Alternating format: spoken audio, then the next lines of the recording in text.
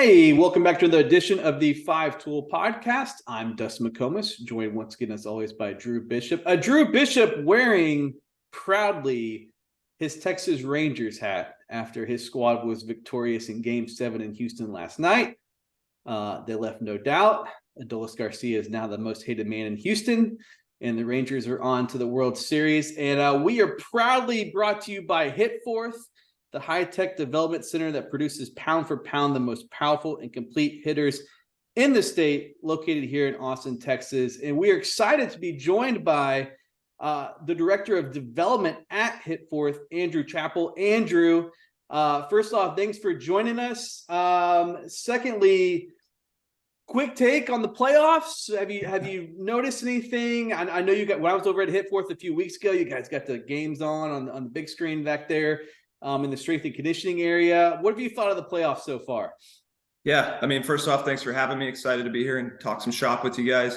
Definitely always have it on in the weight room just so we can talk about it with the kids and watch a little baseball.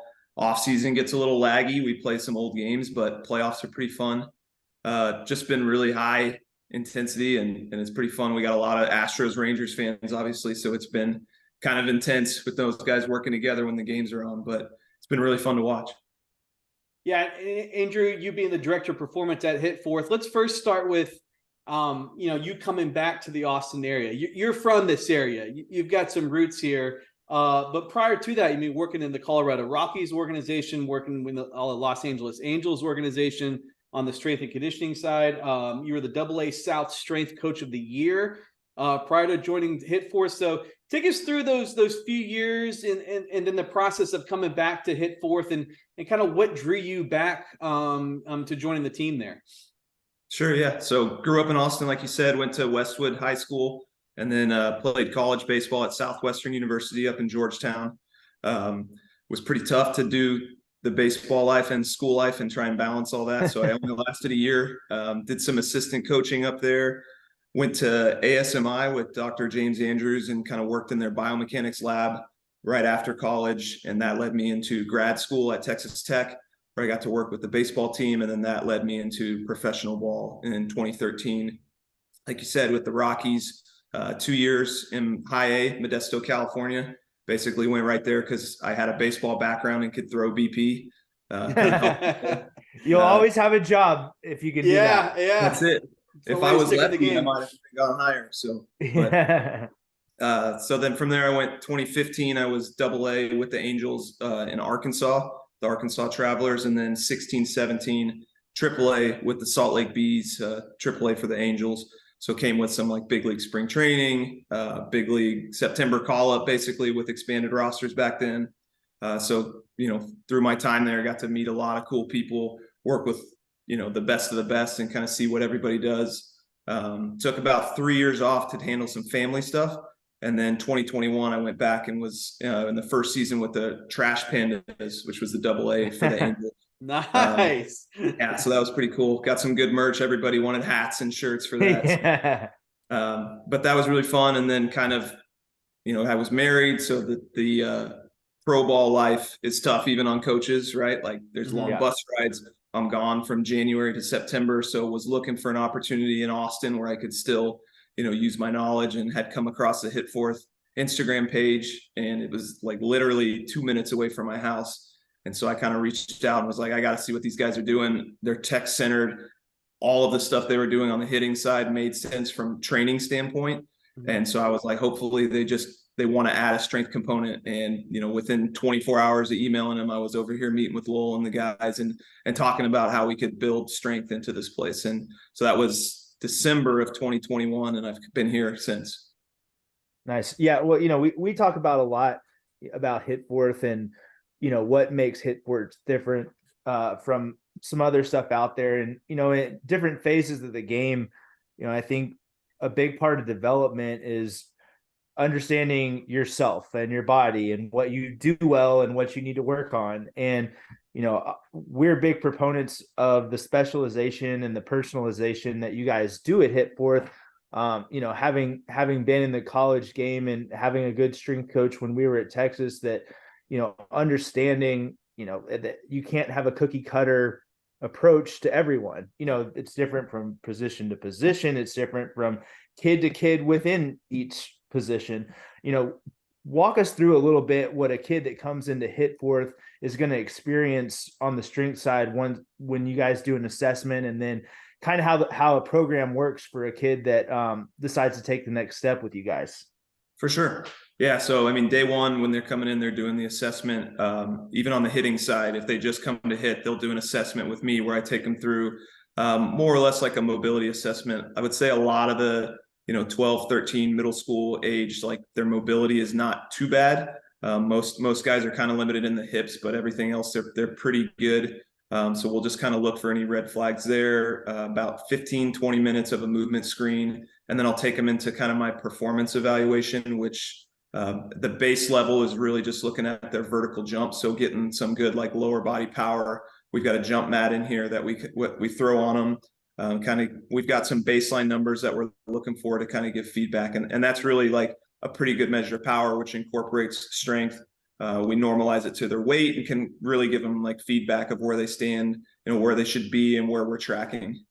And then after they decide to sign up with me, then that's kind of when we go into a little bit more of the strength assessment. A lot of the things I'm doing is more watching them move throughout the lift and training, and kind of like talking with them and seeing where they're deficient. And a lot of times, when you ask guys what they like to do or don't like to do, the things they don't like to do are usually the things they're bad at, and they probably need a little bit more of it. So right. that can give you a lot of just asking questions and listening to them talk about how they play and what they like to do can give me a lot of insight into how they move and why they move that way.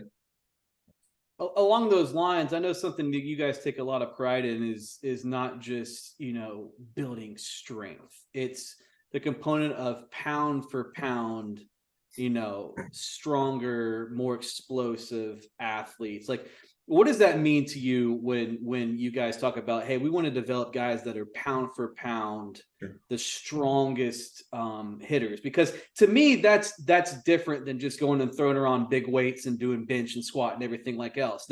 There's a specific way to go about doing that. Sure. And I definitely like that the foundation of what I do is strength. And strength is definitely important, but it's not the number one, right? Like I constantly am telling guys in the weight room that everything we're doing in there for what we do here is to make you better on the field. So our goals are not necessarily pound related. Our goals, are really what can we do to make you play better? For some guys, that's like not having pain when they play. For some guys, that's like actually producing a higher output. And so I think for me, mostly when I see guys, whether they're training at school or on their own, a lot of guys are on T Nation and kind of doing like bodybuilder splits where it's like, oh, today's a chest day, then a back day, then I'm squatting. And it really focuses more on like singular movements instead of really trying to incorporate full body movements and training the body how to work together. So I think a piece that a lot of people miss is like, yeah, we're getting stronger. The muscles are getting bigger. That's all kind of secondary. What I'm really trying to do, especially with our younger guys, is teach them how to move, right? To where we're like training movement along with strength, giving them a little bit better awareness of where their body is in space. I'm constantly asking guys, where do you feel that, change this position and see where that changes in your body. And now, along with how much stronger they're getting, they're also learning these tools to like make adjustments when they're hitting or in the field. If your coach gives you a cue to put your hands in a certain place, but you don't have that brain body connection to make that small adjustment, they're kind of spinning their wheels. So I think another piece of what we do here, besides just adding strength, moving faster, things like that, we're actually creating a little bit more awareness of where your body is in space and kind of like training athleticism more or less. Mm-hmm. Yeah. I think one of the things that that always kind of caught my attention when it came to when you start drilling down to the nuts and bolts of the baseball strength conditioning world, it's so different than it was 20 years ago, right? Back then, when I was playing, a big emphasis was on just getting bigger, right? That was kind of the key, and kind of you touched on a lot of that. And I think people are starting to understand, as more, let's call it baseball strength coaches are being inserted into the profession. Back then it was most of the people's roots were in track and field or football. And, I think you saw a real disconnect with the game And over time it's positively grown. And you're starting to see people that really understand, like you're talking about the movements, like how much do you incorporate, and how much, would a kid's program differ based on their position, like a catcher versus a middle infielder versus a corner guy and then on the pitching side, a starter versus a reliever. I mean, how much difference do you see in your programs from kid to kid? It's definitely different. And if they like baseball versus other sport, we're focusing a little bit more on the rotator cuff. We're throwing med balls. We're working on rotational power. I think it depends a little bit more of the level you're at. Like, yeah, if you're a big leaguer where it's like, I'm a reliever and my job is to pitch 1 inning, 2 innings every couple of days, then it's a little bit different. If I'm a high schooler and like I'm a starter, but I also play shortstop, like that gets blended a little bit more. I think especially like, the middle school, high school age, we're looking to make those well-rounded athletes. So when it comes to baseball, like arm care, rotation, like all that's going to be important. I think, again, to that like sport difference, what I see a lot with most high schools, right? A lot of high schools are good at getting guys strong because they have to show up. They're lifting with the team, and all they do, Right. you add a little bit of weight every time. The movements, squat, deadlift are pretty mainstream across the board, and they're good movements. But what I normally see is by the time a guy's a senior, if all they keep doing is adding weight, they're strong, but they can't really express that strength quickly. And so a lot of things I talk about with my baseball guys is in order to express your maximal strength, it takes like 0.8 seconds, right? So they do these tests where you have to push isometrically without movement as hard as you can. And it takes almost a second to go from 0 to 100%. Well, in baseball, swing is like 0.3 seconds. So while your maximum strength is going to help that lower percentage, if we train kind of at that submax and work on actually recruiting muscles faster and like turning the muscles on and off at a quick space, that's where you're really going to see the difference. So like, it's kind of hard because I say, yeah, strength is super important. It does make you better at those other qualities, but you also got to train those qualities. Right. I talk a little bit about like, if you think about NFL Combine, they go in and bench 225, right? So some days when they're training for that, they are working on maximal strength and trying to bench 400 pounds, but also some days they go in and bench 225 because that's what they need, right? So kind of making sure we cover that whole spectrum of the speed strength. Yeah. I know you guys take a data-driven approach to all this. And one of the things when I went by and visited, you guys, which I think is one of the many reasons why you're unique from this component, is you're not just tracking weight or percentages of weight or whatever. You guys are tracking how fast things are moving when these guys are working. Discuss the importance of having that component in the data of how fast is that bar moving. Like you mentioned the vertical jump to me, which I don't think people realize how much you can learn from just a simple vertical jump, discuss that kind of that data-driven component, and also the importance of like tracking things like, hey, how, it's not just the weight, like how fast is this guy moving the bar? Because again, it is about movements and explosiveness. Yeah. I mean, to me, data is awesome. I have like 15 Excel spreadsheets with all my stuff on it that I'm tracking, and I'm like constantly looking at it. And it's not because I think that's the only way to coach. It's because it keeps us accountable to whether or not the guys are actually getting better. So the way I train, I don't really want to have to go through and do like max days, right? I know you guys, it's a cool thing at school, or, when you're with the boys and you're like, let's go 1 RM until we can't get it anymore. Yeah. But from a coaching standpoint, like it's kind of dangerous. The form is going to get bad. So really basically I'm testing every single day. Whenever a guy gets under the bar, I turn on our perch system, which has no wires or anything. It's just catches the bar and measures the speed up and down. So not only are we getting the weights, but we're getting the speed too. So if I have a guy, let's just say they're benching 135 pounds on day 1, right? And I get a speed, it's in meters per second, and it's in like a 0.3 meters per second. 2 months later, if we're warming up and we hit that 135 and it's like twice as fast, I know without testing him that he's now moving the same weight faster, and that's like an increase in strength, right? And I can do that just from a daily measurement standpoint. I can do it when I'm programming. So instead of saying, I got to know your max bench so we can work at 60% of your max today, I know kind of the range of the speed, and I can say, hey, today we're going to be between 0.6 and 0.7. And if you had a sleepover at your buddy's house last night, or you had games this weekend, and now that 135 feels like 225, instead of just working at that one range, we can actually go off of the speed that you're pushing it. And so it's really cool to be able to train what you want to train daily instead of just relying on a max that you did 2 months ago. Yeah. Yeah, you touched on something that brought up another question for me that as crazy as it sounds, even at a place like Texas, like there are plenty of kids that don't understand this by the time they get there, and some of them it takes years while they're there to understand this. But you mentioned sleeping over at your buddy's house.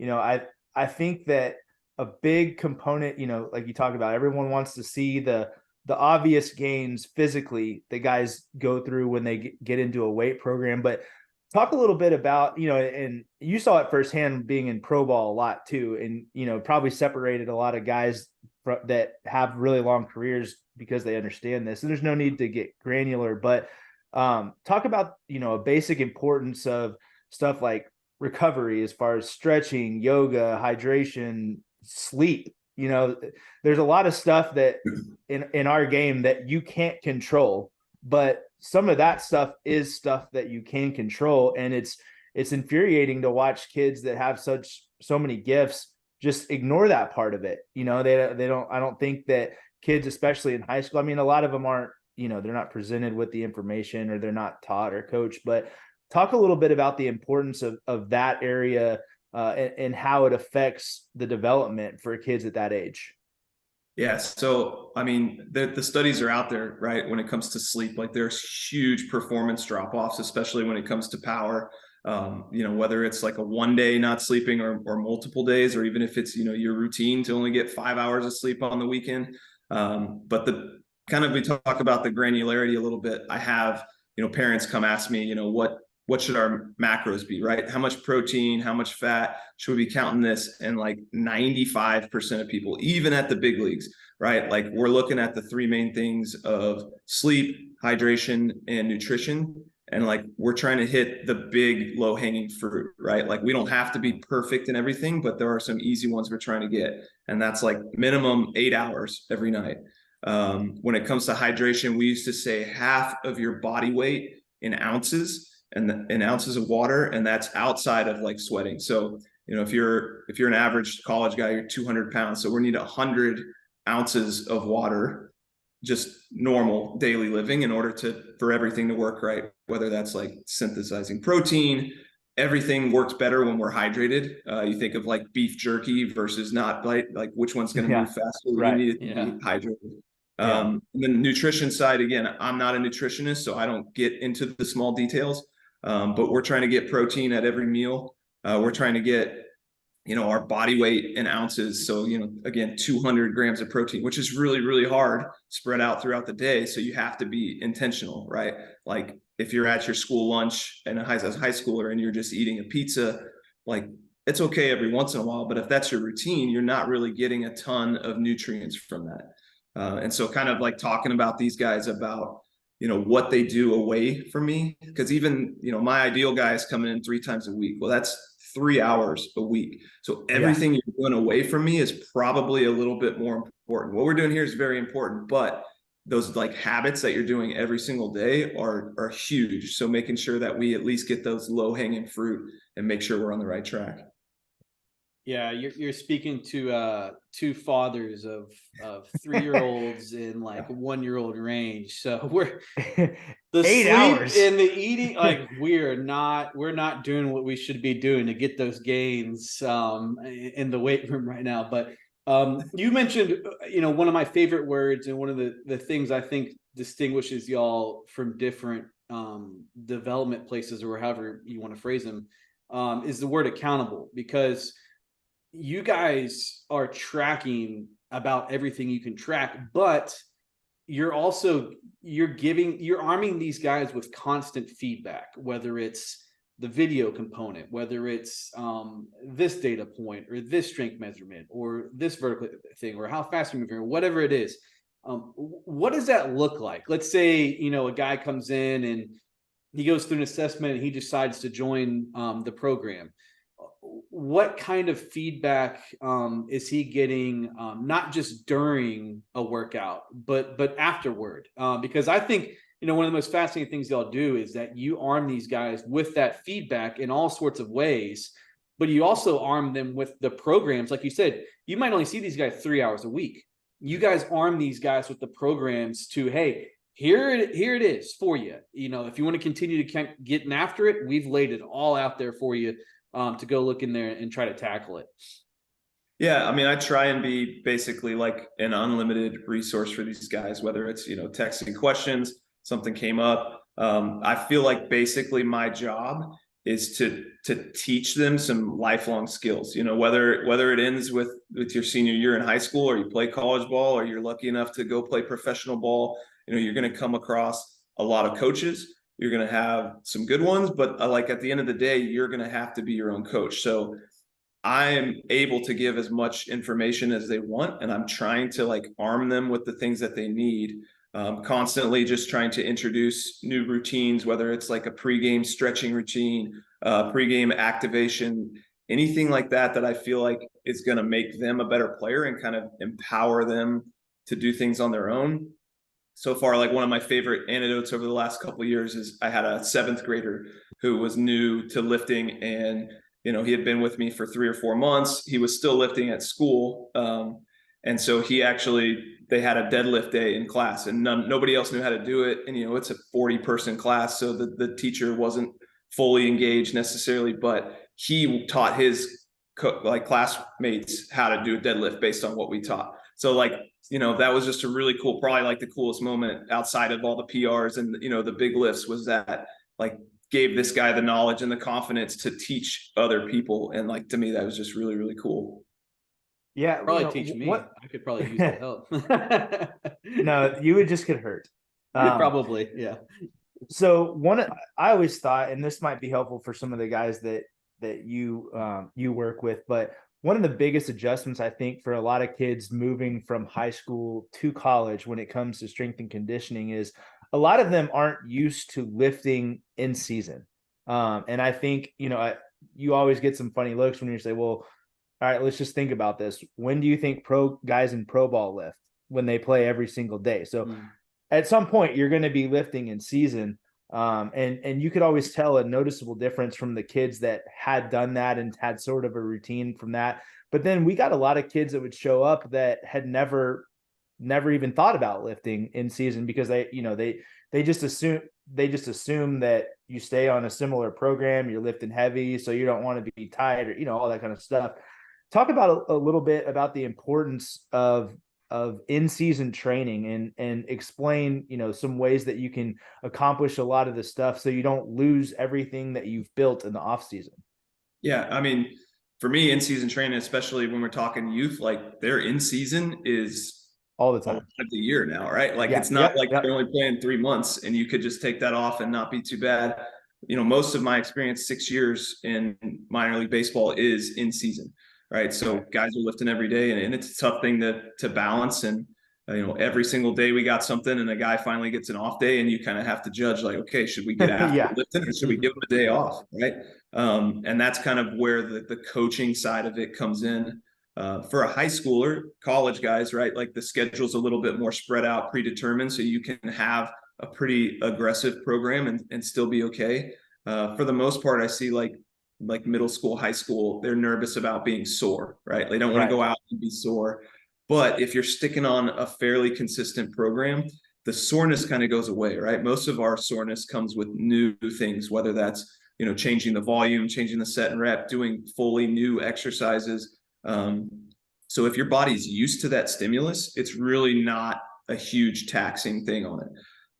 I think the biggest thing, the misconception, is a lot of people think, okay, even if I'm going to train in season, I want to go in and I don't want to lift heavy because I don't want to be tired. So then they're doing 4 sets at 12, which from basic physiology, that's a way higher demand on the body because it's more reps, it's more time, it's all that. So really my philosophy in season is we still lift heavy, the volume stays low. We're doing, 4 sets of 2 reps at 85% max. And, you know, as long as we can stay pretty consistent, getting at least like twice a week lifts in, like not only are we not going to see a decline, we can still probably improve, especially with like middle school, high school. Like really the biggest thing, even outside of in-season training, is the consistency, like showing up, doing something every week, even if it's not 100%, like just getting those reps and getting extra touches every week is you're going to see improvement.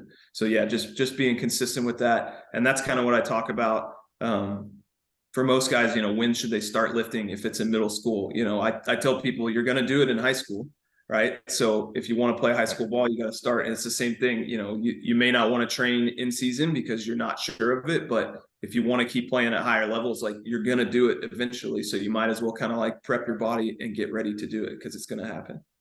You just mentioned, you know, something I wanted to ask you, which I think, you know, parents might read about, you know, strength training and performance training and this sort of thing. And they've got a kid that's in middle school, and I think it's common for people like, oh, they're too young, you know, like, oh, they're going to mess up their growth plates, or, you know, something's going to happen. But you guys, I think, do a great job of, you know, not only just personalizing everything, but being able to personalize distinct differences in age groups. Like, you know, take us through how, you know, training a 7th grader might be different than training a junior in high school, and that it's okay to start at this young of an age. You know, talking to Lowell, I mean, he loves that his son Mac, like, started at such a young age, and just the knowledge and the movements of your body and that pound per pound element. But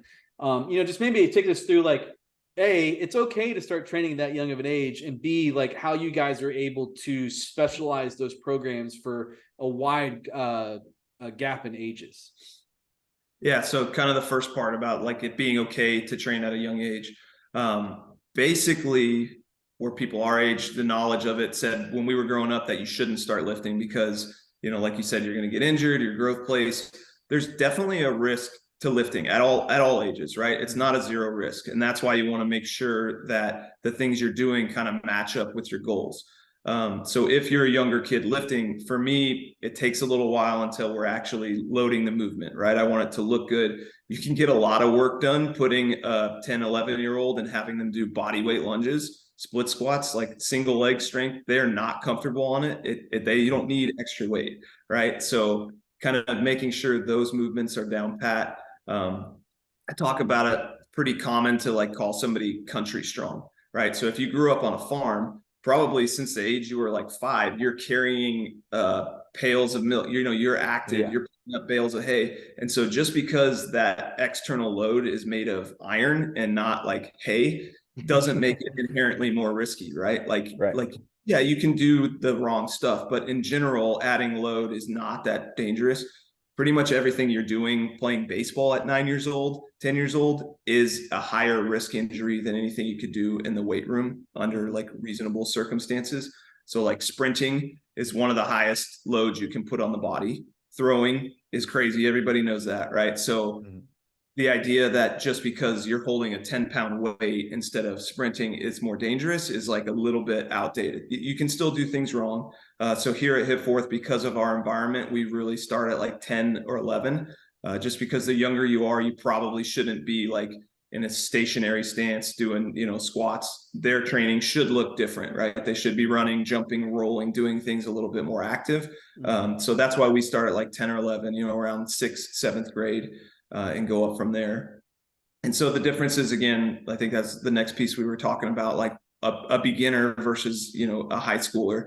I don't care at all about the weight, right? Like the weight output is secondary for somebody who's learning. And I want to make sure that they've got the movement down, that they understand it. And surprisingly, like the middle schoolers are totally fine, you know, doing 10 pounds for 2 months. You know, high schoolers always want to add more weight, even if they know it's a bad movement. But like the guys who are new to lifting just get kind of fired up to be in there. And so one of the things that I feel like is really important, especially for the new guys, is to make it a fun environment. And that doesn't mean we don't work serious, but like, you know, if you're 12 years old in 7th grade, your training probably shouldn't feel like a grind. where you're like going in and you're like, oh, I don't want to be here, because we're asking guys to be here 2 times a week for an hour. And so if you don't want to do it as a 7th grader, that's going to make your whole training different. So while we get really good work done, like try and have fun, introduce different games to try and make it interactive. And most of the kids who do train here, their parents say that they want to keep coming back, and they really do enjoy it. And that's important. You should enjoy the training, even though it can be hard.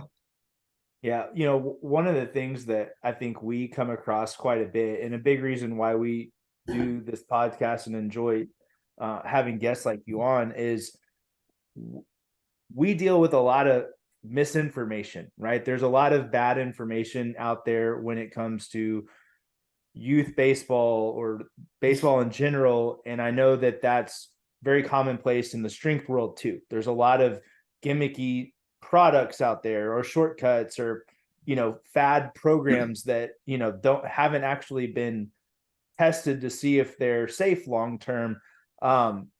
What are some things that either you see along those lines that people come to you with that can be frustrating, or just some general knowledge of, I think that, you've touched on it quite a bit already, just the teaching guys to be athletes and move the right way.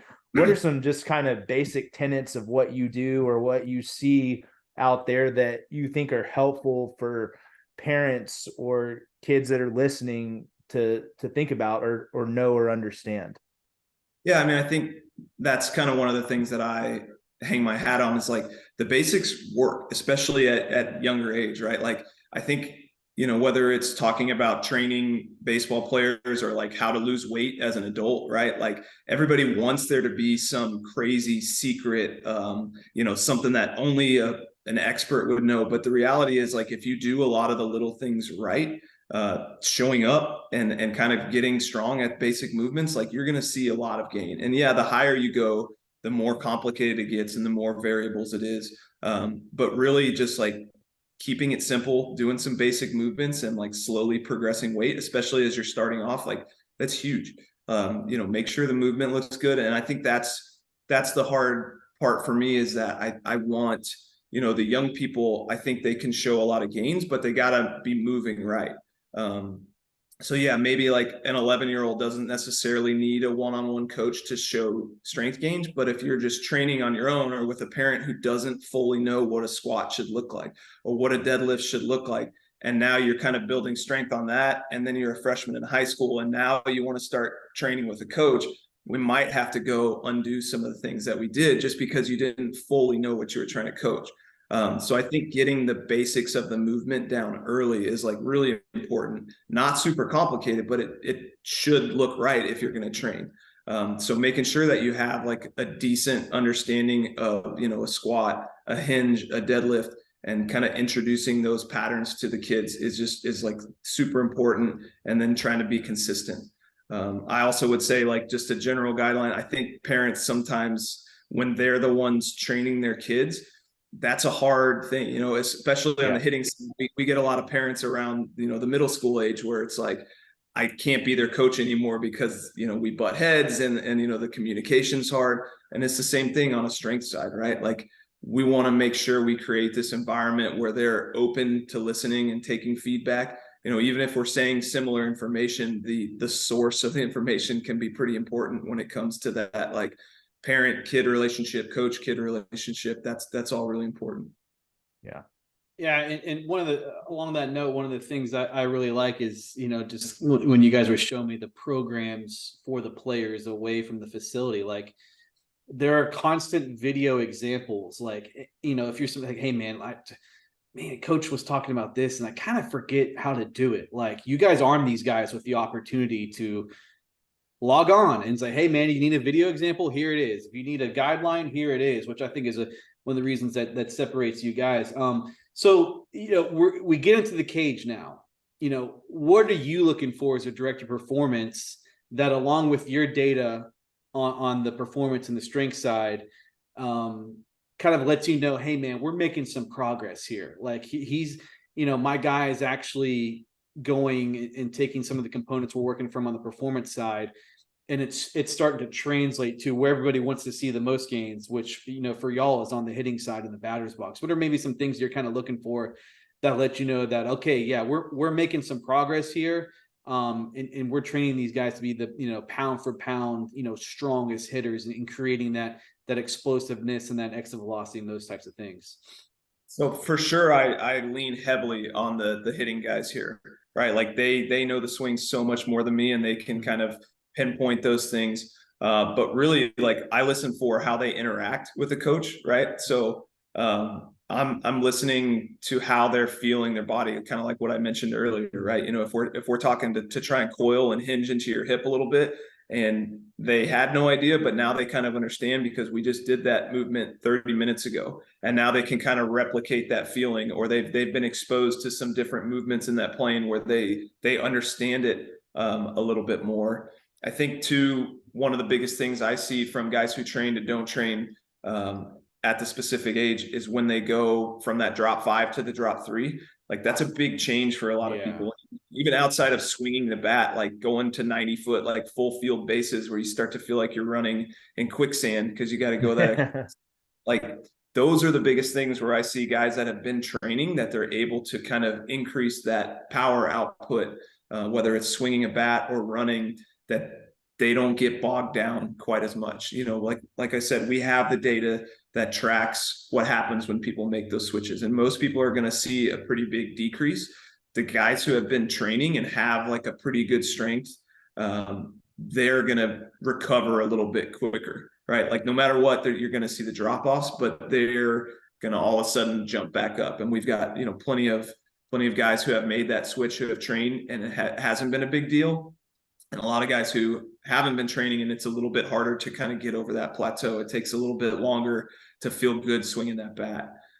So it's things like that I'm kind of looking for. I think from a basic watching a swing, you see a lot of stability with my younger guys, whether, you know, they're trying to produce a lot of force when they swing a bat. And if they can't handle that with their core, they're going to be falling over, or they have to basically initiate force on their swing and make like a long swing where they come around it, because they don't have the ability to just push. They have to get a little bit longer. So that's where we can actually start to see those mechanical changes once they start getting stronger, and they can actually do some of the things that will produce like a better swing and better outcomes. Yeah, that's a great response. One of the things too, you know, a lot of kids are kind of wrapping up their fall right now, kind of heading into that off-season phase between now and middle of January, almost, when they're getting ready to gear up for their high school seasons. But, you know, this is a critical time for development. You know, what are some things that you would tell a kid as he heads into that period of time? If you're a middle school, high school guy, you know, a lot of middle schoolers probably playing some basketball, and maybe some high school guys too, but majority of those guys are getting ready for their high school baseball season. What are some, you know, takeaways or just things that you would pass along to a kid in that spot right now as he finishes up fall ball? Yeah, I think I was actually talking to have some high school guys last night. Like, you know, we got about 3 months here, you know, come February, what are some things that you're going to be wanting to do better, right? Because if you get to February and you're like, oh man, I just wish I was a little faster, like, it's kind of too late, right? So yeah, right. Identifying what that is right now, you know, like you said, people who weren't playing football, if they played a little bit of fall ball, like, probably identified some areas of their game that they feel like weren't quite what they wanted it to be. And so, like, kind of reflecting a little bit, you know, whether it's journal, I'm pretty big on journaling, but like kind of being able to step back and evaluate. If you're a little younger, like talking with your parents, you know, kind of figuring out what you think you could do better. Because I think generally most people are like, oh, I want to do everything, right? I want to hit the ball further. I want to run faster. And so while that's all good, identifying a couple things and being able to set some, like, you know, goal setting, working on some of that to where it's a tangible goal at the end. And then you can do a couple bullet points of like, okay, I want to be able to hit the ball 80 miles per hour off the tee. Like, okay, now what's it going to take to get there? And kind of develop that plan and make sure, you know, I think one of the things we talk about when it comes to strength is whether it's people waiting or in general, they think it'll just come, right? So like, it doesn't really work like that. So when you're setting the goals, making sure that you're able to take the next step and be like, okay, how do I get there? Because it's great to say, I want to throw 85, but then like, okay, what am I willing to do over the next 3 months to get myself to that position? And so I think, evaluating that, setting some goals, and then having some realistic, ways to get there is pretty important, like life lessons and along with training. Yeah, you mentioned something a while back. I just wanted to reinforce before we kind of wrap this up is like being able, like the movement component that you do and that you guys are teaching is so critical, because like you said, when you get into the box, you're listening for guys that hear these cues and are able to understand what they're doing with their body. Like it's like, oh, okay, like I know what that means, as opposed to somebody that like gets in the box and takes some swings and don't really know what's going on with their body, because that's just such a critical component as you go up in levels of being able to adjust and things like that. So I think that's a great point. But before we get out of here, Drew and I always like to ask our guests, if you played during the NIL era, what would be kind of your dream NIL scenario? Like what is Chappie trying to get on the NIL side that's just gonna make his day and help him out? Like for Drew and I, it always ends up kind of going towards the food or like swag area. We've had some good ones recently. We have had some good ones recently. What did David Pierce, what did he say? Like golf balls or something like that? Because we've had golfing, we've had fishing related stuff. But yeah, let's pretend that you're back at Southwestern and they were doing some big NIL deals. What kind of stuff would you have been looking for? Man, that's tough. I mean, I think my mind immediately goes to, like you said, like apparel, like shoes or clothes, because like I'm pretty basic when it comes to what I'm wearing. So and I'm cheap with it too. So if somebody's going to give me like high quality stuff and like kind of make my wardrobe, I'd have been all about that. What's your go-to? Are you a Nike guy? Are you a Lulu guy? No, they've got I mean, Drew and I are like gear, like not snobs, but like you'll rarely find me wearing something that I have paid. They've got really, really good looking New Balance stuff that I am just like, give me all that stuff, man. Like it's the gym. So yeah, like you got to be a proud New Balance Yak logo guy, right? That's it. That's what we got on the gear. Shoe wise, I do love Metcons. Nike Metcons. I've got a couple of pairs of. I stashed a bunch of stuff. I wear stuff until I can't wear it anymore. So when we moved back and I left Texas, I've still got like closets full. I got about 3 or 4 untouched pair of Metcons. So I feel you on that. Great training shoes too. Really, really good to train in. Yeah. Well, Andrew, thank you so much for joining us. I mean, every time I talk to you, I feel like I learned something, and obviously my days of development are long gone. Although I think at some point we might have to do a swing assessment, and like for me, and just see what happens there. Might make for some good content. But you can check out the guys at HITFORTH.com and also at Twitter and Instagram at HITFORTH as well. And I love it. I mean, you go to the website. Within the first 3 months of training, your hitters gain an average, that's just an average, of 5.8 miles per hour of max exit velocity, which I don't think people understand how big of a gain that is. Like, I mean, that could be the difference in, significant amounts of batting average, on base, slugging, all those sorts of things. I know you guys got some one-time 45-minute trial sessions going on right now as well, available Monday through Friday at 2, 3, 4, and 8 p.m. Anything else you want to plug or talk about, or this is your opportunity to kind of have a final platform here to, we have a lot of parents and players that listen to this, and give you a chance here to just talk about HITFORTH and what you guys are doing right now. Yeah, I mean, I think everything you said spot on. I think definitely what we do here that's really special is because we have the data. And we're constantly tracking, whether it's on the strength side or the hitting side. We're not asking you to like trust us that we can make the guys better. We like show you every time you come in. And so being able to do that, I think sometimes when you're just hitting in a cage and it's a line drive, like it can look good, it can sound good, but you don't ever actually know unless you're measuring it. So I think that keeps everybody accountable, whether it's us as coaches or the players or the parents, like being able to provide that real-time feedback. And that's, not with just elite players. We've taken high schoolers who hit the ball 75, and after like 8 months, we're hitting the ball in the mid 80s with lifting and training. We've seen really, really big, tangible, provable gains on the hitting side and the strength side. And I think that's just, really powerful long-term to be able to show that and not just ask you to trust us. Awesome. Yeah. And to your credit, I mean, you can go on the website and there's video, there's testimonials, there's data, like it's all right there. And like you said, it's a wide range of players. You guys aren't getting the all district junior varsity guy coming in there and improving some. I mean, it's really, really young players who go from, the -5 to the BBCOR and are still getting gains, and the high school players and the college players as well. So go to hitforth.com and check it out, because these guys can back up everything they talk about with results.